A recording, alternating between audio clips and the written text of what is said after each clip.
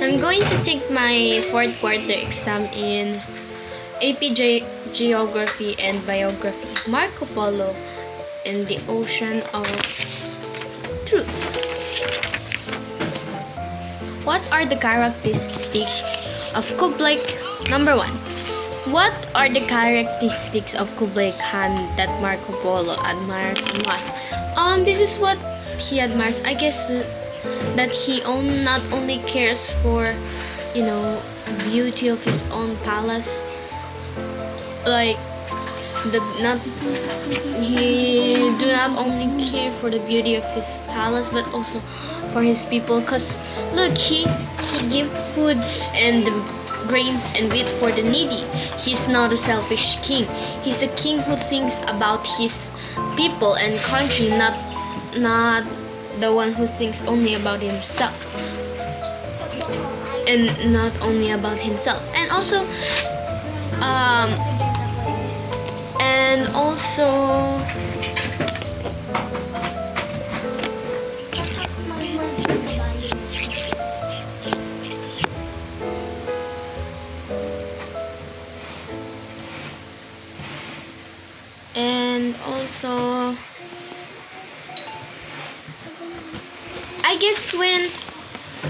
I guess he also like him because he doesn't get money only for himself. He thinks about others, and also about what happened to Yang Chan, the city that he was governor. It was like, the last governor was very bad to his people, and then he thought about his people. Although the governor is giving money to the Khan, he changed that governor into Marco Polo because he don't want his people like treat injustice. That's why his people loved him very much and admire him. And also, he even sent Marco Polo to places and to know what are they lacking and send them things. And he wants to know. So that's what Marco Polo liked him. And also thinking of them, not only his power. That's all. Number 2.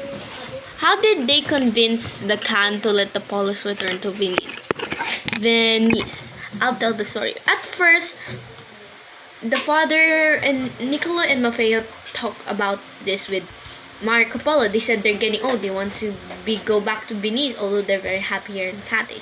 Then Marco Polo said this to the Khan, and the Khan said they are his friends, and they are too precious for him to lose them.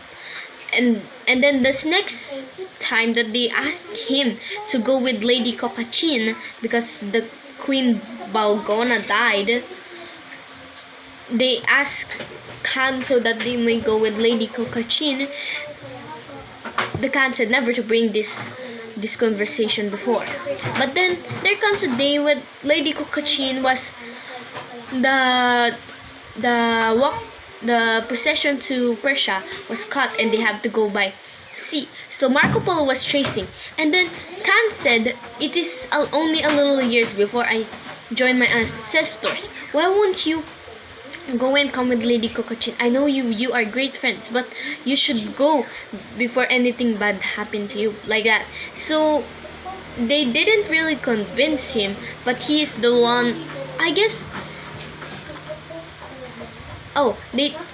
He is the one who thought it all over and thought about Marco Polo. See that he's really not selfish. He thought of Marco Polo and his family. Although it's been a lot of years since again they've been going home. That's all. Can you trace their travel from Cathay to Venice? Okay, here. First of all, when they were sailing, they went to Malaysia. So in Malaysia, this one Marco Polo, they are very rich in sapphire stones, rich stones, and then they came to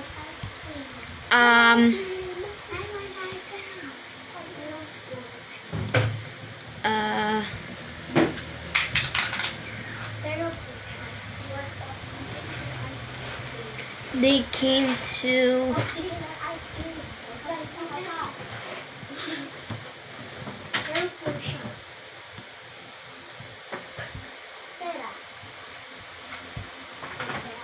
Wait. Oh yeah, they're in Malaysia, and then they came to India, and then there also they saw a lot of stones, and in some part in India too, that they saw that in the some part of India too, they have a lot of sapphires stones. And in the river, when there's a river, the river like swishes the soil and unburies the the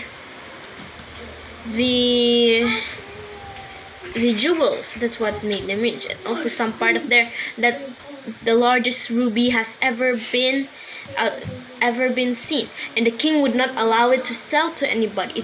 He said it is not for sale. And also the part that they also in that India thing, they also saw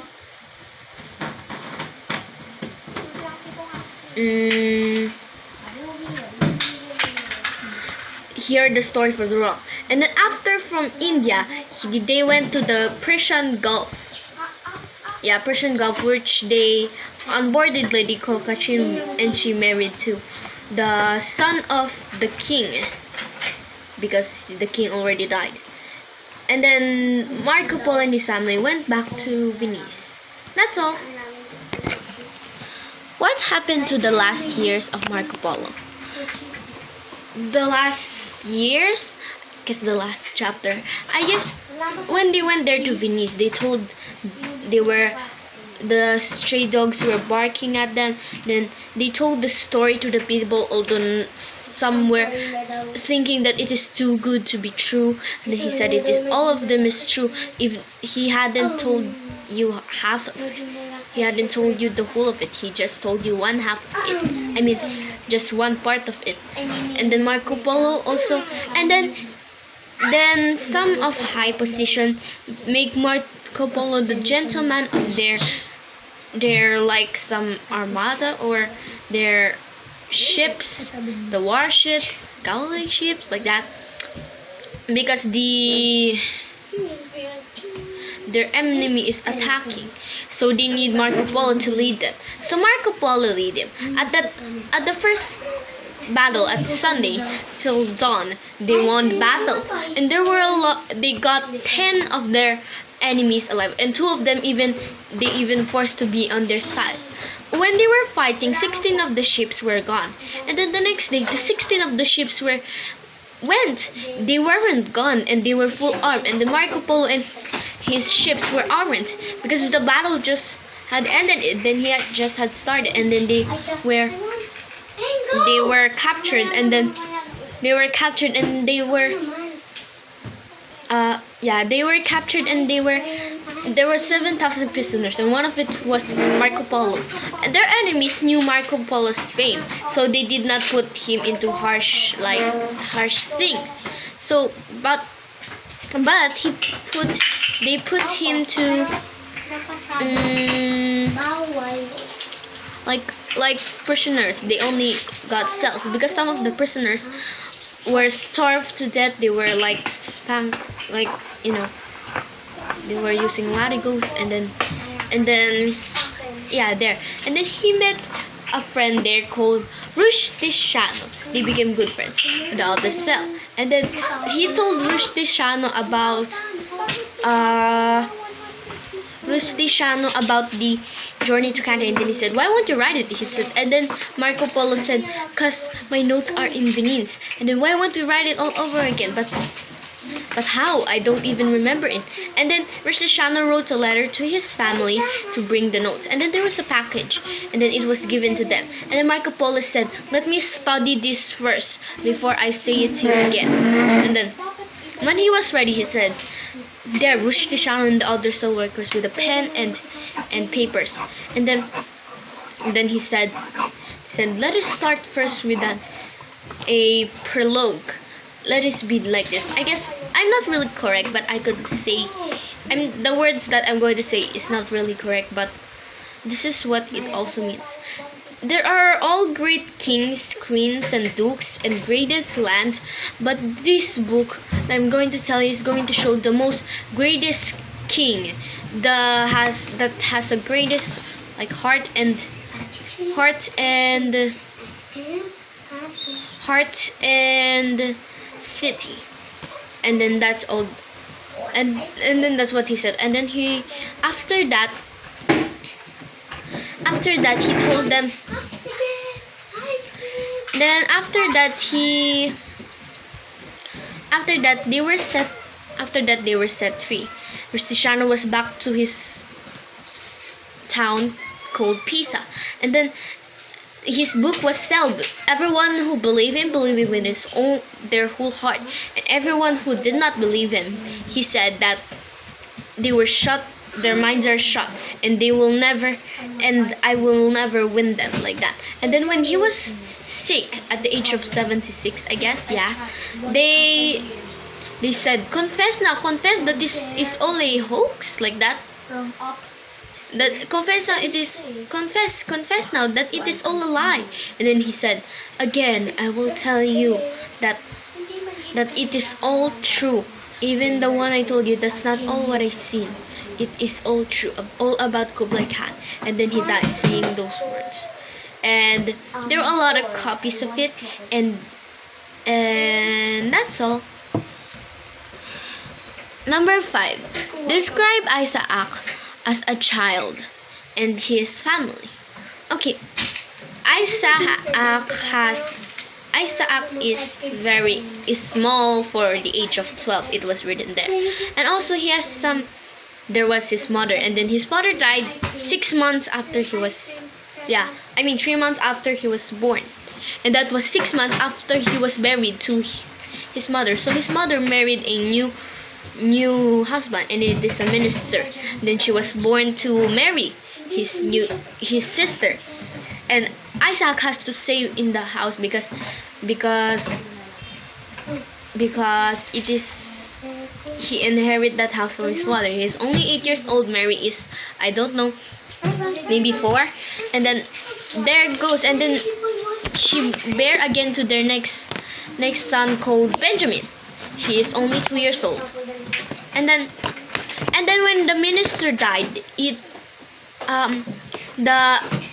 his mother again gave birth to a little baby girl who is called Hannah. She was replaced by Benjamin. Hannah replaced Benjamin. Isaac is small, as I said, but he is a strong lad. He is very smart and has a lot of ideas, and he is very creative and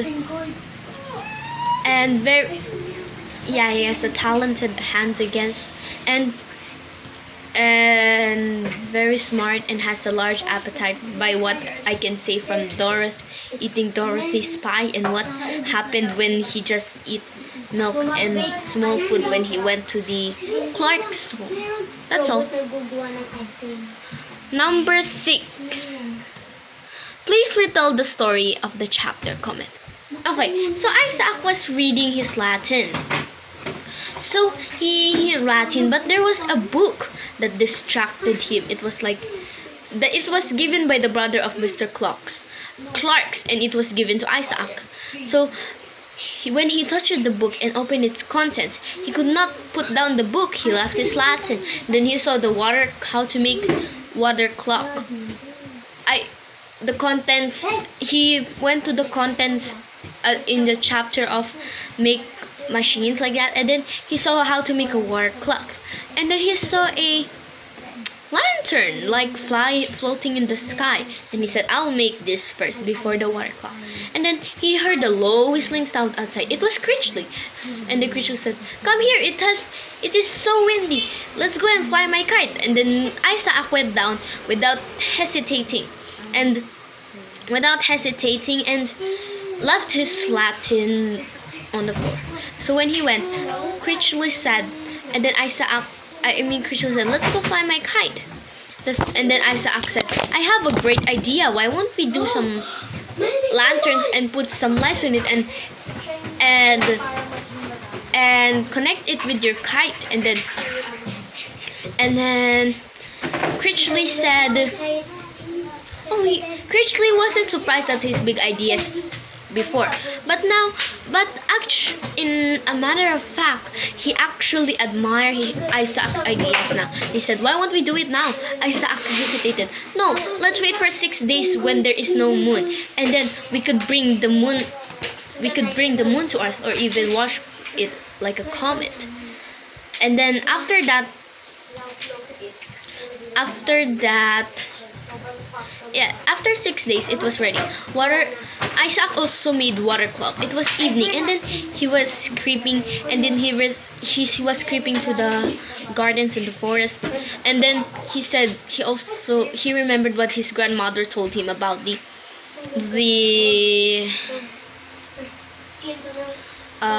what his grandmother told him about the wolves of this part, her stories. Then also her stories. Then he saw Critchley there, and Critchley said, "You were so late. I was having the creeps here. It was getting creepy here." And then Isaac laughed. He said, "Maybe my water clock needs some adjustment." And then they float the kite with his lantern. Then Isaac noticed a change of the wind. And then he said to Critchley, "Watch out, or else your kite will be in a tree." And then Critchley made more like lines. And then he said, This should be as light as a steeple." And then later, the one by one the candles went out. And then the candles went out, and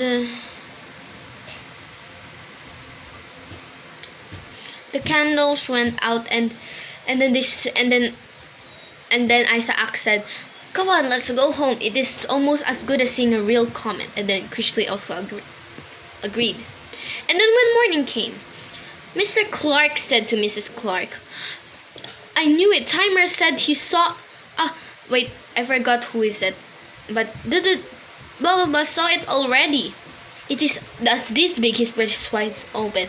And then Edward came into the door from the door outside. I came in from Mr. Tyner, and he said that he saw a real comet." And then Arthur said, "A comet?" And then his mother said, "Oh, maybe Mr. Timer just seeing things. There is never really a comet. There is never really a comet here in this part." And then Mr. Clark said, and then Isaac went down, hearing in the time Mr. Clark said, "But there is really a comet." And then Isaac laughed, "But maybe it's not a comet." And then Edward mimicked his voice, "Maybe it's not a comet," like that, like a girly voice. And then he said, "Isaac, you are really dull-witted. Isaac, you're really dull-witted." And then and he said, "Two people already saw it with their eyes." And then after that, they went to school. Critchley said to Isaac, "My grandmother thinks it's a bad omen." And then they stopped when the teacher came. And then after class, Arthur made the low whistle, and then he said, "You really made it this time," he said to the two of them. And then Critchley continued his speech.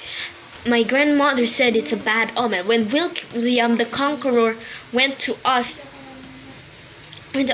there was an omen like that." "It's a bad omen," said Critchley. And then Arthur said, "What did you do?" And then Isaac said, "We made a lantern, and we connect it with Critchley's kite." And then he said, "What will we do?" And Arthur said, "Definitely to tell the truth. Let us tell it first to Father, because everyone respects him."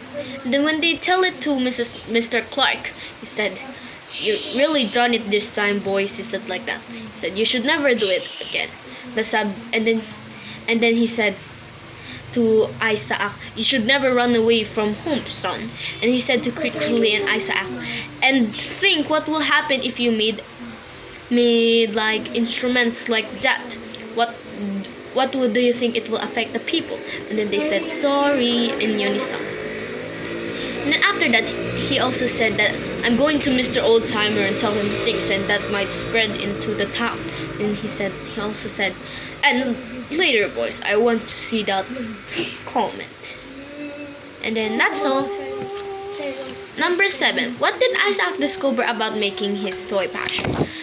This was a conversation with Arthur and Critchley and Isaac. It was when Isaac was done with his teachings with sermons with the teacher. So and then Arthur came to this question: how did yours beat Toby's invention? And then Isaac said, at first I made a circular point, and then my other invention is just went and floated into the ground. And then I discovered that if I use a smaller handkerchief and a big heavy coin, it will go straighter. But then this invention Toby took. And then I knew that if I use a bigger handkerchief and a lighter coin, it will go as the wind. It will go where the wind goes. That's why I beat Toby's. That's all. That's all po. Should I pause it? So what did he discover with it? What did he discover when he used a lighter coin and a bigger handkerchief? What's the discovery that he learned about it? When he tied it around the coin in 4 corners, because the coin is lighter so that it will not fall that too easily, because it has gravity. It will be pulled by gravity. He used a lighter coin and a bigger handkerchief so that the wind may fly it. But if there's no wind, perhaps it might just fall easily. A little. That's all. Thank you.